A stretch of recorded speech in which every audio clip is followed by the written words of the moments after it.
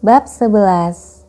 Film-film melakukannya, TV juga. Mengapa Anda tidak ikut melakukannya? Assalamualaikum, halo teman-teman, saya Fida dari Fida Bacain Buku. Kali ini kita akan lanjutkan lagi membaca buku Dale Carnegie, Bagaimana Mencari Kawan dan Mempengaruhi Orang Lain, How to Win Friends and Influence People. Saat ini kita lanjut ke bab 11. Mari kita lanjut ke bukunya langsung. Bismillahirrahmanirrahim. Beberapa tahun yang lalu, Evening Bulletin Philadelphia difitnah oleh suatu kampanye yang berbahaya. Sebuah gosip jahat disebarluaskan. Para agen iklan diberi kabar bahwa koran itu tidak lagi menarik bagi para pembaca karena meliput terlalu banyak iklan dan sangat sedikit berita. Tindakan segera perlu dilaksanakan. Gosip itu harus dipadamkan. Tapi bagaimana? Seperti inilah cara itu dilakukan. Buletin tersebut membuat clipping dari edisi tetap semua materi bacaan dari berbagai jenis tentang satu hari terbit biasa, menggolongkannya dan menerbitkan dalam sebuah buku. Buku itu dinamakan One Day. Buku itu berisi 307 halaman, sama tebalnya dengan buku bersampul keras. Namun buletin telah mencetak semua berita dan artikel menarik dalam satu hari dan menjualnya, bukan dengan harga beberapa dolar, melainkan beberapa sen saja. Percetakan buku itu telah mendramatisir fakta bahwa buletin memuat sejumlah besar artikel menarik. Hal ini mempertegas fakta dengan lebih nyata, dengan lebih menarik, lebih mengesankan dibandingkan dengan berhalaman-halaman angka atau sekadar yang mampu dilakukan oleh percakapan. Ini adalah hari dramatisasi itu. Sekadar menyatakan suatu kebenaran tidaklah cukup. Kebenaran itu harus dibuat jelas, menarik, dramatis. Anda harus menggunakan kecakapan membuat pertunjukan. Film-film melakukannya, televisi juga, dan Anda harus menggunakannya juga kalau Anda ingin mendapat perhatian. Para ahli dalam memajang barang tahu kekuatan dari dramatisasi. Misalnya, sebuah pabrik racun tikus yang baru memberi para penyalur satu pajangan yang mengikut sertakan 2 tikus hidup. Pada minggu tikus itu dipertontonkan, penjualan meledak sampai 5 kali dari rata-rata penjualan normal mereka. Iklan-iklan televisi penuh dengan contoh-contoh penggunaan teknik-teknik dramatis dalam penjualan produk. Duduklah suatu malam di depan televisi Anda dan analisislah apa yang dikerjakan para penayang iklan itu untuk masing-masing sajian mereka. Anda akan tahu bagaimana satu obat antasid mampu mengubah warna asam dalam tabung tes, padahal pesaingnya tidak mampu. Bagaimana satu merek sabun atau deterjen mampu membuat kemeja berminyak menjadi bersih, sementara merek lainnya hanya menghasilkan abu-abu. Anda akan melihat sebuah mobil yang melakukan manuver di sepanjang serangkaian belokan dan tikungan. Jauh lebih baik daripada sekadar diceritakan tentang hal itu. Wajah-wajah cerah akan memperlihatkan rasa puas terhadap serangkaian produk. Semua ini mendramatisir para penonton tentang keuntungan-keuntungan yang ditawarkan oleh apapun yang sedang mereka jual. Dan mereka memang berusaha menarik orang agar membelinya. Anda bisa mendramatisir ide-ide Anda dalam bisnis atau dalam aspek apapun dalam hidup Anda. Itu mudah sekali. Jim Emmons yang menjual untuk perusahaan NCR, National Cash Register di Richmond, Virginia, menceritakan bagaimana dia membuat penjualan dengan menggunakan demonstrasi dramatis. Minggu lalu, saya berkunjung ke toko makanan dekat rumah saya dan melihat bahwa mesin hitung yang dia gunakan di meja bayar sudah sangat kuno. Saya mendekati pemilik toko dan mengatakan kepadanya, "Anda secara tidak langsung telah membuang uang setiap kali seorang pelanggan melalui jalur Anda." Kemudian saya melempar segenggam uang logam ke lantai. Dia segera saja menjadi tertarik dan memperhatikan. Kata-kata itu mestinya telah menarik minatnya, tetapi suara uang logam yang menerpa lantai itu yang benar-benar menghentikannya. Anda tahu, saya mendapat order darinya untuk mengganti semua mesin tuanya. Hal ini juga bisa berhasil dalam kehidupan rumah tangga. Ketika kekasih zaman kuno melamar jantung hatinya, apakah dia hanya menggunakan kata-kata cinta? Tidak, dia berlutut. Tindakan itu benar-benar akan menunjukkan bahwa dia memang bermaksud seperti apa yang diucapkannya. Sekarang, kita tidak lagi mengajukan lamaran dengan berlutut, namun banyak orang yang melamar masih menyiapkan atmosfer romantis sebelum mereka mengajukan lamaran.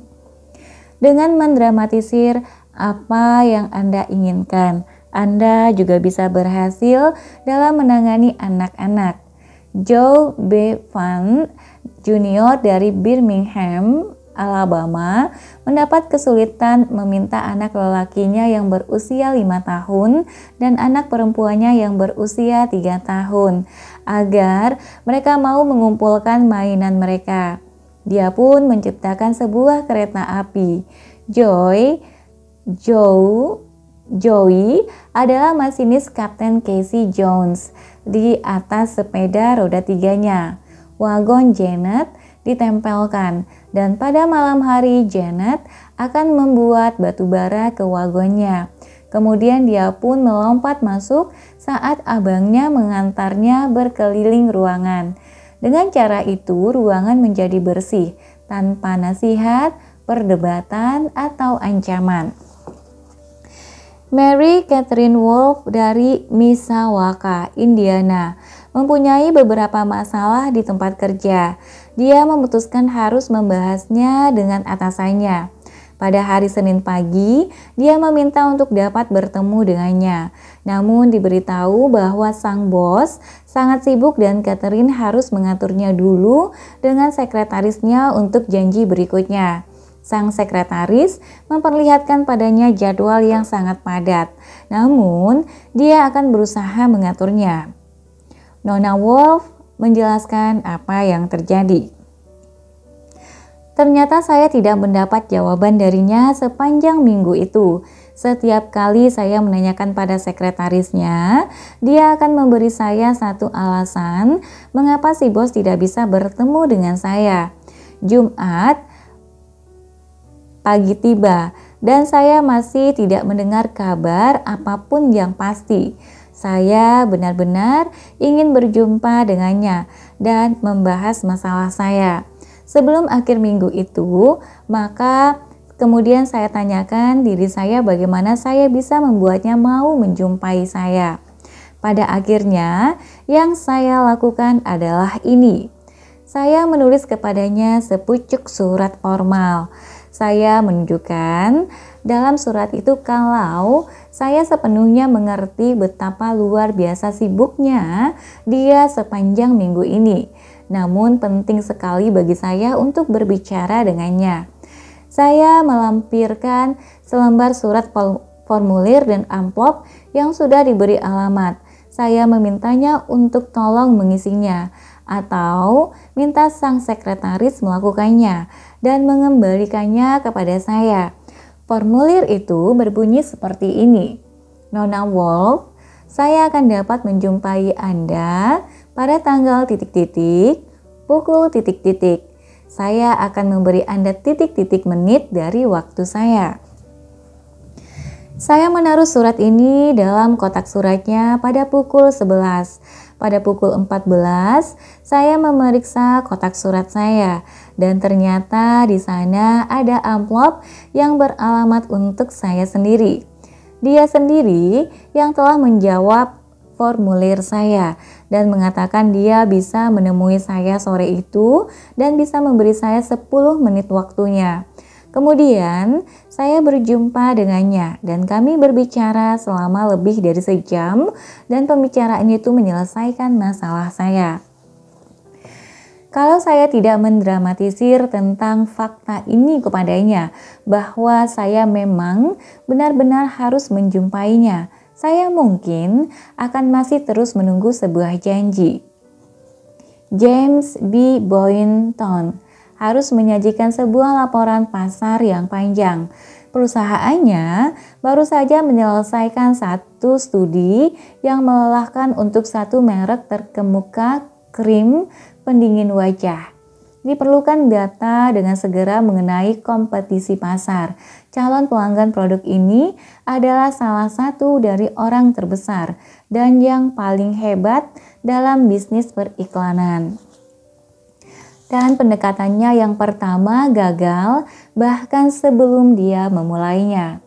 Pertama kali saya masuk, Boynton menerangkan, saya mendapatkan diri saya tenggelam dalam diskusi yang sia-sia mengenai metode-metode yang dipakai dalam penyelidikan. Kami saling debat. Dia katakan saya salah dan saya berusaha membuktikan bahwa saya benar. Saya akhirnya memenangkan pendapat saya dengan kepuasan pada pihak saya sendiri.